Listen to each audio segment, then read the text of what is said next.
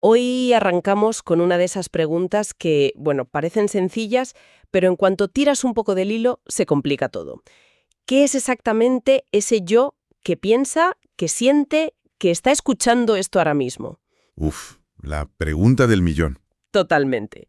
Tenemos sobre la mesa un texto fascinante, muy corto, pero con una densidad brutal, llamado La geometría del yo. No es un manual de psicología, es más bien, no sé, el mapa de un laberinto. Un laberinto en el que, según el autor, estamos todos metidos. Es un texto que va directo al hueso, no se anda con rodeos. Te presenta una idea y te obliga a seguirla hasta sus últimas y a veces incómodas consecuencias. Completamente, y esa es un poco nuestra misión hoy, seguir ese mapa a ver a dónde nos lleva. La idea central es que nuestro yo funciona como una figura geométrica, con un punto en el centro y una línea que es la frontera. Vale, Y lo más provocador es que, según el texto, esta simple estructura define absolutamente todas nuestras acciones. La pregunta es, si este mapa es correcto, describe una prisión de la que es imposible escapar. Vamos a ver. La primera pista que nos da es esta afirmación.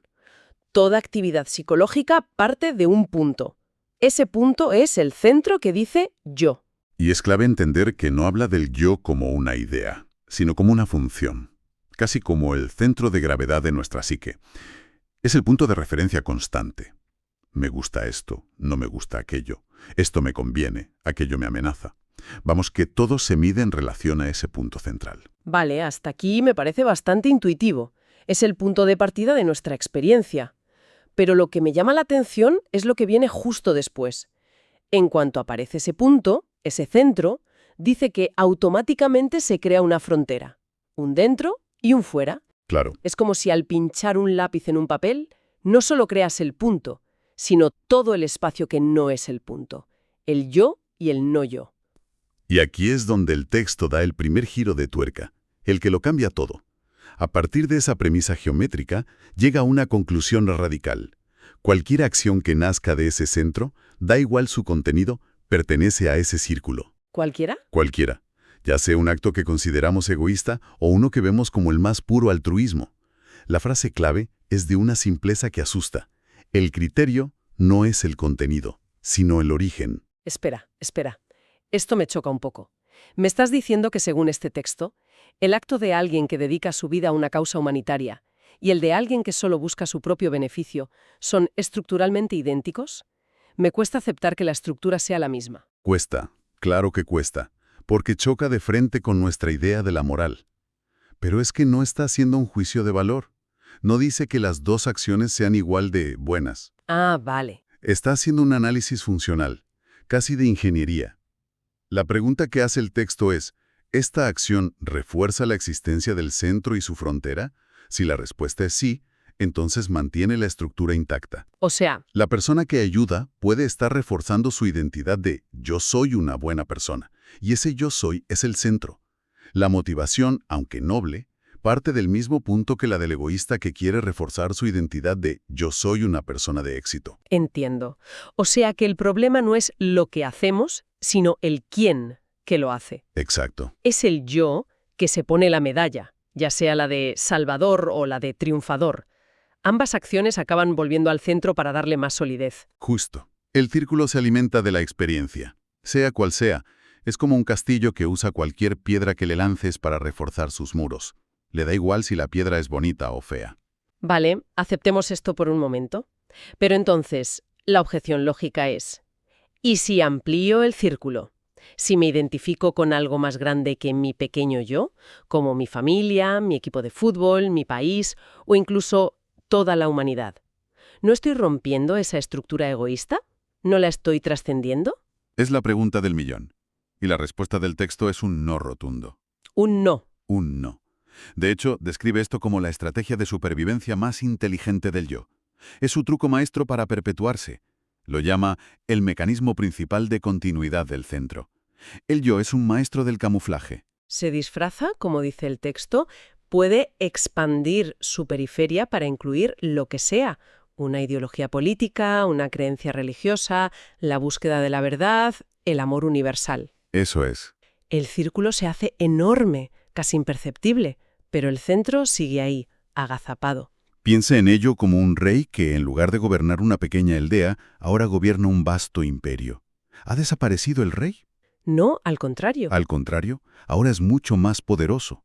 Su identidad ya no es rey de la aldea, es emperador del mundo. El yo hace lo mismo. Pasa de ser yo Juan a ser yo defensor de la justicia o yo buscador de la iluminación. Se apropia de ideales nobles para legitimarse, para darse un nuevo brillo. Pero sigue siendo el yo el que está en el centro, el que se beneficia de esa identificación. Vaya. El territorio se ha expandido, pero la fortaleza central es más inexpugnable que nunca. Vale, entiendo. El yo puede inflarse hasta tener el tamaño del universo, pero sigue siendo una burbuja con un centro. La pregunta entonces es, ¿qué pasa dentro de esa burbuja? ¿Es un lugar tranquilo? Pues no. Porque según el texto es todo lo contrario. Es una máquina de movimiento perpetuo que no para nunca. Exacto. Describe un ciclo constante y agotador, del centro hacia la periferia y de vuelta al centro. El yo desea algo en el mundo, movimiento hacia la periferia, lucha por conseguirlo, lo logra o se frustra, y toda esa experiencia vuelve al centro para ser archivada como memoria, como conocimiento. Como una nueva capa de identidad. Eso es, una nueva capa de identidad que le servirá para el siguiente viaje. Es un bucle de deseo, esfuerzo, conflicto y repetición. Y añade algo que me parece brutal. Dice que este movimiento no crea nada nuevo, solo reorganiza lo conocido. Sí, Me imagino a alguien redecorando la misma habitación una y otra vez. Puede que un día ponga el sofá aquí y la mesa allá y hasta consiga que parezca más espaciosa. Pero sigue teniendo los mismos muebles y las mismas 4 paredes. No está creando una casa nueva. es una analogía perfecta. Y aquí el texto nos da una imagen muy potente sobre el coste energético de todo esto. A ver. Pensemos en la energía mental que gastamos cada día, preocupándonos por nuestra imagen, comparándonos con otros, defendiendo nuestras opiniones, reviviendo viejas heridas, planificando el futuro. El texto llama a todo eso energía mecánica, repetitiva, reactiva. Es como dejar el motor del coche en marcha toda la noche. Uf, sí.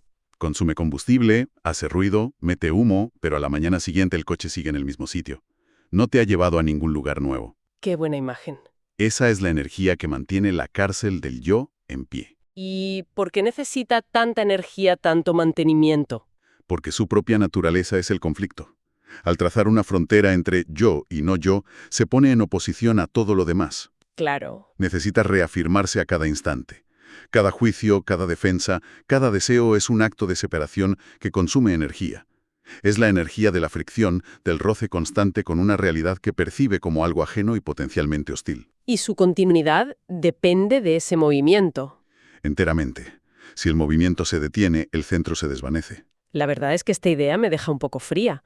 Si este ciclo es agotador, conflictivo y no crea nada nuevo, la conclusión parece bastante desoladora. ¿Para qué molestarse en hacer nada si todo esfuerzo es inútil?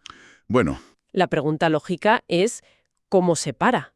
¿Cómo salimos de este círculo? y aquí es donde el texto nos arrincona del todo.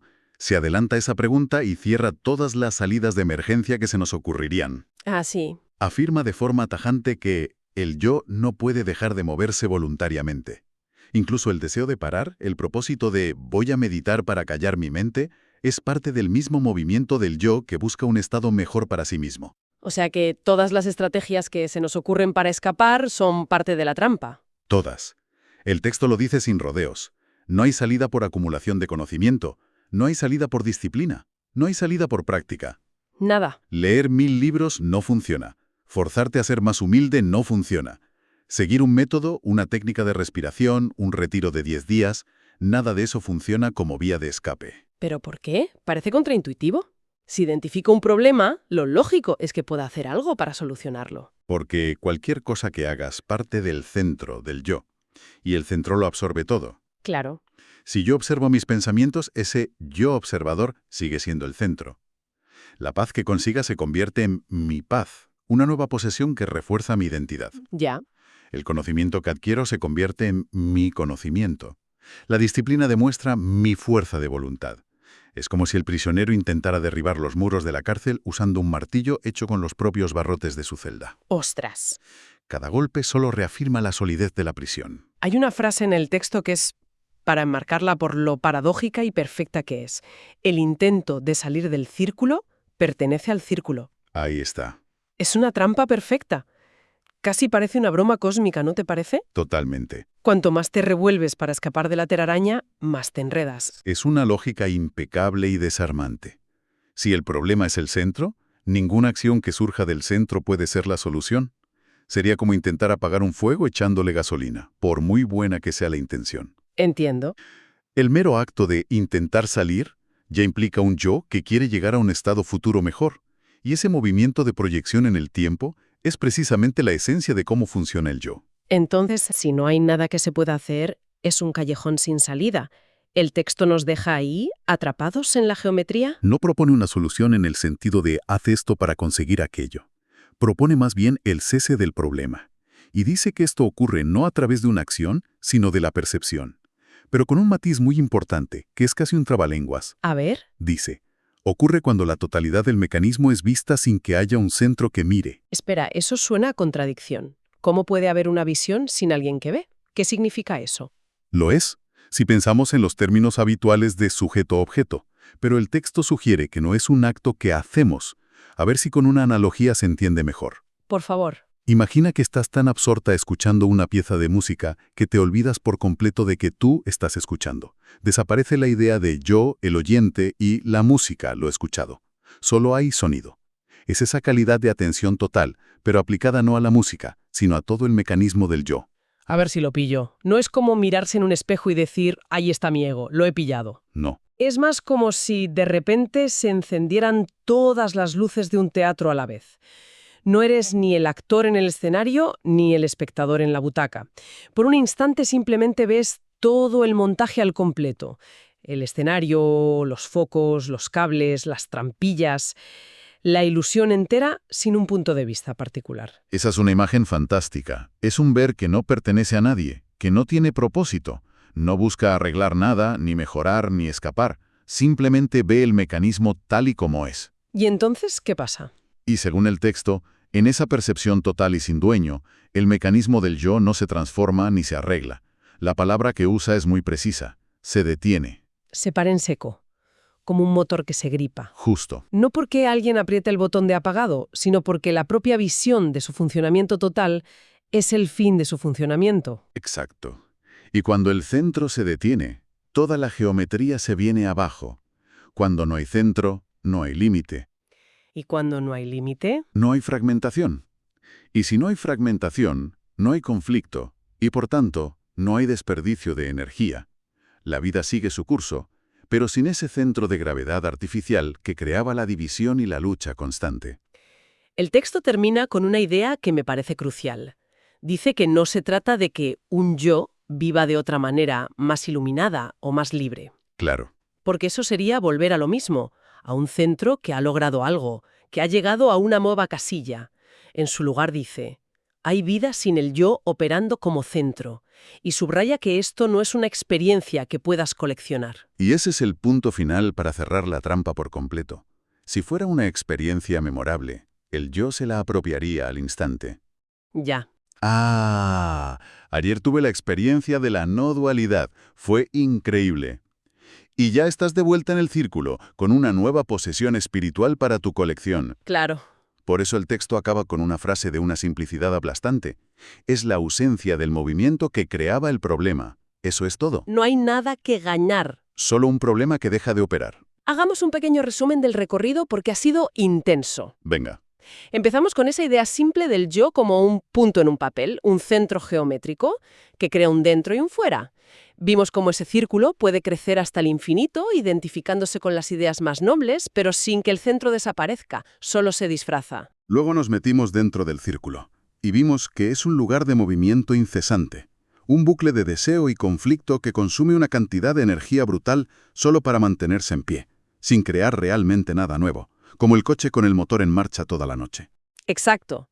Y llegamos a la parte más radical, la idea de que cualquier intento de escapar de la prisión usando las herramientas del prisionero, la voluntad, el conocimiento, la práctica, está condenado al fracaso. Porque es parte del mismo mecanismo. Una trampa perfecta. Para terminar viendo que la única salida no es una acción, sino una percepción total del mecanismo, un ver sin un vidente. El fin del problema no es un logro, sino la simple ausencia de ese movimiento que lo estaba generando todo. El texto, como decíamos, describe el tiempo psicológico, pasado y futuro, como la narrativa de este yo, la historia que el centro se cuenta a sí mismo para sentirse continuo. Y si la vida sin eje centro es una vida sin ese movimiento de proyección, sin esa necesidad de contarse una historia, aquí queda una pregunta en el aire para darle vueltas. ¿Qué es la vida cuando no se experimenta como una historia personal, como una línea que avanza en el tiempo, desde un nacimiento hacia una muerte?